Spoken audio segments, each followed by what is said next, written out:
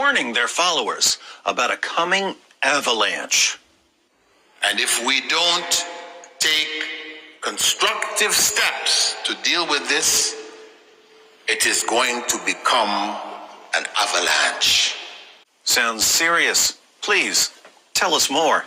Something that is really threatening the core of our society. What is it? Something that is so severe, so serious, that almost every single day I deal with it. Every single day. Stop teasing us! And that is Muslim youth leaving Islam. I like the sound of that. Can we get some statistics? According to the studies that's been done, every 3 years, every 2-3 years, that average